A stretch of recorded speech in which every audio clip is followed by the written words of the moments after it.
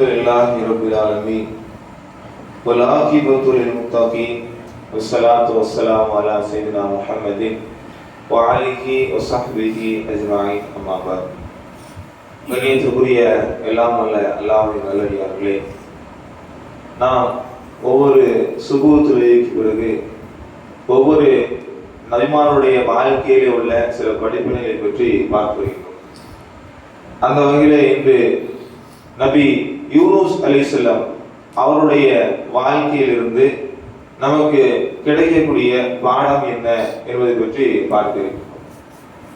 நபி யூனுஸ் அலைஹிஸ்ஸலாம் அவருடைய வாழ்க்கையிலே நமக்கு கிடைக்கக்கூடிய பாடம் என்ன என்று சொன்னால், அவர்கள் ஒரு சமுதாயத்திற்கு நபியாக அனுப்பப்பட்டார். அவர்கள் அந்த மக்களிடத்திலே நீங்கள் அல்லாஹ்வை வணங்குங்கள், அல்லாஹ்விற்கு எதையும் இணையாக்காதீர்கள், என்னை அல்லாஹ் நபியாக தேர்ந்தெடுத்துள்ளான், என்னை பின்பற்றுங்கள் என்று அந்த மக்களுக்கு சொன்னார். இந்த காயிதா இருக்கா இல்லையா, இதுதான் எல்லா ரசூல்மாரும் சொன்னது. எல்லாருக்கும் மேல என்னன்னா, அல்லாஹ் மட்டும் வணங்குங்க, அவனுக்கு எதையும் நேசிக்கிறாதீங்க, இணை வச்சிடாதீங்க அப்படிங்கிற விஷயத்தை தான் எல்லா நபிமார்களும் மக்களுக்கு சொன்னாங்க. இதை என்ன செய்றாங்க, இந்த நபியும் அந்த மக்கள் சொல்றாங்க. ஆனா அந்த மக்கள் என்ன செய்யல, கேட்கலன்னு சொன்ன உடனே இவங்க அல்லாஹ்ட்ட துஆ செஞ்சுதான், அல்லாஹ் இந்த மாதிரி இந்த மக்கள் கேட்கல அப்படின்னு சொன்னாங்க. உடனே சரி சொன்ன அல்லாஹ் என்ன செய்றான், அழிக்க போற ஒரு முடிவுக்கு வந்துதான். கடைசி பார்த்தா அந்த மக்கள் வந்து அழிக்கப்படலை. என்ன நடக்கும் அப்படின்னா, அல்லாஹ் ரப்பல் ஆலமீன் அந்த மக்களுக்கு அழிக்கிறதுக்கு உண்டான அந்த சூழ்நிலைகள் ஏற்படுத்துறாங்க இல்லையா, அதை பார்த்து அந்த மக்கள் பயந்து போய் என்ன பண்ணாங்கன்னா, அல்லாஹ்ட்ட வந்து பாவமன்னிப்பு தேடிட்டாங்க. அல்லாஹ் எங்களை மன்னிச்சிரு, நாங்க என்ன செஞ்சோம் திருந்திடுவோம் அப்படின்னு சொல்லி அல்லாஹ்ட்ட என்ன செஞ்சாங்க, பாவமன்னிப்பு தேடிட்டாங்க. அதை அல்லாஹ் குர்ஆன்ல சொல்லி காமிக்கிறான், ஃபலௌலா கானத் கரியத்துன் ஆமனத் ஃபனஃபஅஹா, ஈமான் கொண்டு பயனளித்த ஒரு ஊரை தவிர, ஈமானுஹா இல்லா கௌம யூனுஸ், அதாவது யூனுஸ் சமுதாயம் இருக்கா இல்லையா, இவங்களை தவிர நான் எல்லா ஊரையும் நினைச்சிருக்கேன், அழிச்சிருக்கேன், இந்த சமுதாயத்தை மட்டும் நான் நினைச்சல அழிக்கல. லம்மா ஆமனு கஷஃபனா அன்ஹும் அதாபல் ஹிஸி வஃபில் ஹயாத்தி துன்யா, அவர்கள் ஈமான் கொண்டதனால் கஷஃபனா அவர்களை விட்டு நான் நினைச்சேன் நீக்கினேன், அன்ஹும் அதாபுல் ஹிஸி இழிவான வேதனையை ஃபில் ஹயாத்தி துன்யா இந்த உலகத்துல நினைச்சேன் நான் நீக்கினேன், வ மத்தஅனாஹும் இலாஹின் சிறிது காலம் அவர்கள் நினைச்சாங்க சுகம் அளிப்பதற்காக. அப்போ அல்லாஹ் தஆலா வந்து அந்த மக்களை அழிக்கணும்னு நினைச்சான், முடிவு பண்றான். அந்த மக்கள் பயந்து நினைச்சிட்டாங்க, அல்லாஹ்ட்ட பாவமன்னிப்பு தேடிட்டாங்க. தேடணும்னு அல்லாஹ் நினைச்சிட்டான், மன்னிச்சு விட்டுட்டான். இது இந்த சமுதாயத்துக்கு மட்டும்தான், இது எல்லா சமுதாயத்துக்கும் நினைச்சிருக்கான் அல்லாஹ் ரப்பல் ஆலமீன் அழிச்சிட்டான். இதை வந்து அந்த யூனுஸ் நினைச்சாங்கன்னா வாராங்க, வந்து பார்த்தோன்னா மக்கள் எல்லாம் இருக்கிறாங்க, ஒண்ணுமே நடக்கல. அவருக்கு கோபம் வந்துருச்சு, என்னடா அல்லாஹ் அழிக்கன்னு சொன்னா இந்த மாதிரி அழிக்கல என்று கோபப்பட்டு நினைச்சாரு. அவரு கடல்ல கப்பல் ஏறி நினைச்சாரு, போக ஆரம்பிச்சிட்டாரு. போனோடனே கப்பல்ல சீற்றம் ஏற்படுது, சீட்டு குளிக்கெல்லாம் போடுதாங்க. அவரை தூக்கி நினைச்சாங்க வெளியே போடுதாங்க. வெளியே போட்ட உடனே ஒரு மீன் நினைச்சு அவரை விழுங்கிது. அப்போ அந்த மீனுடைய வயிற்றுல இருந்து அல்லாஹ்ட்ட பிரார்த்தனை பண்ணாரு. அதை அல்லாஹ் சொல்லி காமிக்கிறான், ஃபலௌலா அன்னஹு கான மினல் முஸப்பிஹீன், அவர் நம்மை துதிப்பவராக இருந்திருக்காவிட்டால் லலபிஸபி பத்னிஹி இலா யௌமி யபரசூன், அந்த மீனுடைய வயித்துல மறுமை நாள் வரைக்கும் நின்றுருப்பேன், சிறை வச்சிருப்பேன். அல்லாஹ் சொல்றான். கடல் இருக்கா இல்லையா, கடல் வந்து பிரம்மாண்டமானது, அதுல வந்து பெரிய பெரிய உயிரினங்கள்லாம் வாழ்ந்துகிட்டு இருக்கு. அதுலயும் பாத்தீங்கன்னா அந்த திமிங்கலம் இருக்கு பாத்தீங்களா, அதெல்லாம் வந்து பாலூட்டி வந்து சார்ந்தது. அதை பத்தி ஆராய்ச்சியாளர் சொல்றாங்க, கிட்டத்தட்ட அதனுடைய நாக்கில் மட்டுமே என்ன செய்யலாமா 10 பேர் உட்கார்ந்துருக்கலாம். அதனுடைய அந்த சுவாச பகுதி இருக்கா இல்லையா, மனுஷன மாதிரி அல்லாஹ் நினைச்சுனா நுரையீரல்லாம் படைச்சிருக்கான். மற்ற மீன்களுக்கு எப்படி செதுல வச்சு சுவாசிக்குமோ, இது நிச்சயமா மனுஷன் மாதிரி நுரையீரல வச்சு சுவாசிக்கும். கிட்டத்தட்ட வெளியே வந்து ஆக்சிஜனை உறிஞ்சிச்சு அப்படின்னா, இப்ப நம்மளாம் ஆக்சிஜன் உரிவோம்ல, 100% ஒரு 20% நிச்சயமா ஆக்சிஜன் உரிவோமா. ஆனா அந்த மீன்லாம் 100% 90% நிச்சயமா ஆக்சிஜன் உறிஞ்சிட்டு கிட்டத்தட்ட 7000 அடிக்கு நிச்சயமா கீழே போய் திரும்ப நிச்சயம் மேல வரும். அப்ப இப்படி சிறப்பான அம்சம் கொடுத்துருக்கான் இல்லையா, அதனால அந்த வயிற்றுல இருந்து யூஸ் பிரிச்சாங்க இருந்திருக்கா. இது அல்லாஹ்வுடைய ஒரு அத்தாட்சியில் ஒண்ணு. அப்போ அல்லாஹ் சொல்றான், அவர் மட்டும் என்ன பிரார்த்தனை செய்யாம இருந்திருந்தாலும் வைங்களேன், மறுமை நாள் இருக்கா இல்லையா, எப்போ நமக்கு அப்புறம் அல்லாஹ் நிச்சயமா கொண்டு வர போறான், எப்போனாலும் கொண்டு வருவான். அந்த மறுமை நாள் வரைக்கும் நினைச்சிருப்பேன், அந்த மீனுடைய வயிற்றுல அவர் நினைச்சிருப்பேன், சிறை வச்சிருப்பேன். அதுக்கப்புறம் ஒரு பிரார்த்தனை பண்றாரு, அல்லாஹ் சொல்லி காமிக்கிறான், வதன்னூனி இத்தஹப முகாலிபன், அவர் கோபப்பட்டு நினைச்சாரு போனாரே அந்த மீனுடையவர், ஃபவன்ன அல்லன் நக்திர் அலைஹி, அவர் மீது நாம் சக்தி பெற மாட்டோம் என்று அவர் எண்ணிக்கொண்டாரா? அல்லாஹ் எப்படி கோபப்பட முடியும்? இது தாவா கலந்துருப்படி நம்ம எல்லாருக்கும் மிகப்பெரிய பாடம். ஏன்னா மக்கள்கிட்ட நம்ம சொல்லுவோம், தர்காக்கெல்லாம் போகாதீங்கப்பா, ஏங்க போறீங்க, இது மாற்று மதத்தில் உள்ளது, நம்மளுடைய கலாச்சாரத்துல கிடையாது. அதே மாதிரி செலவாத்துனாரியா மௌலூத்து விதத்தை எல்லாம் எடுத்து சொல்லுவோம். மக்கள் என்ன சொல்லுவாங்க, திண்டாமட்டான்னு பேசுவோம். அப்படிதானே? நம்ம என்ன சொல்லுவோமோ அதையும் கேட்க மாட்டான், அவனா ஒண்ணு சொல்லுவான். அப்ப நம்ம என்ன செய்வோம், ஒரு கட்டத்துல சண்டை வாங்க. சில பேர் ஒரு கட்டத்துல பத்துவா பண்ணிடுவாங்க, நாசமா போப்பான், என்னால திரும்பவே மாட்டேங்கா, நீ நரகத்தான் போற அப்படின்னு சொல்லுவாங்க, பத்துவா பண்ணிடுவாங்க. இப்ப இந்த நபிக்கு கோபம் வந்து நம்ம சொன்னோம் அல்லாஹ்வுத்தாலா அழிக்காம விட்டானே அப்படின்னு கோபத்துல என்ன செய்தாரு, இதன் நூனி இத்தஹப முகாலிபன், அவர் அந்த மீனுடைய கோபமாக சென்றார். ஃபவன்ன அல்லன் நக்திர் அலைஹி, அவர் மீது நாம் சக்தி பெற மாட்டோம் என்று எண்ணிக்கொண்டாரா?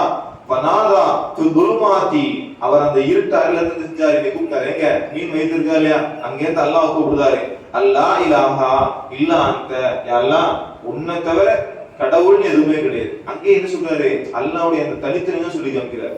அல்லாஹ் உன்னை தவிர கடவுள் எதுவுமே கிடையாது, சுபஹானக நீ பரிசுத்தமானவன், இன்னி குந்து மினல் ஸாலிமீன், நான் நினைச்சிட்டேன் அநியாயக்காரர்கள் ஒருவனும் ஆயிட்டேன், அல்லாஹ் என்னை மன்னிச்சிடியாலாம் நினைச்சாரு. அந்த நபி பிரார்த்தனை பண்ணதுனால யூனுஸ் நபி அல்லாஹ் என்ன செஞ்சான், மன்னிச்சான். அதனால இந்த தாவா கடந்து இருக்கும்போது நமக்கு என்ன செய்யக்கூடாது, கோபம் வரக்கூடாது.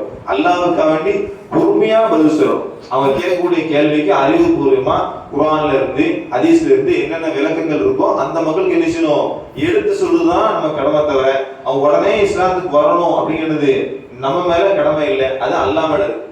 எந்த அளவுக்குன்னா நபிகள் நாயகம் ஸல்லல்லாஹு அலைஹி வஸல்லம் அவங்களே கோபப்படுத்தி நிறைய வார்த்தைகள்லாம் அந்த மக்கா காஃபிர்கள் செஞ்சாங்க. நம்மளாம் நம்மளும் சுமஜமாத்துல இருந்திருப்போம், மௌலூத் ஓதிருப்போம், தர்காவுக்கு போயிருப்போம். அதுக்கப்புறம் சத்தியம் தெரிஞ்சதுக்கப்புறம் நினைச்சிருக்கோம், மாறி இருக்கோம். நபிகள் நாயகம் ஸல்லல்லாஹு எப்படிப்பட்ட வாழ்க்கையை வாழ்ந்தாங்கன்னா ஒரு அற்புதமான வாழ்க்கையை வாழ்ந்தாங்க. 40 வயசு வரைக்கும் பொய் சொன்னதே கிடையாது.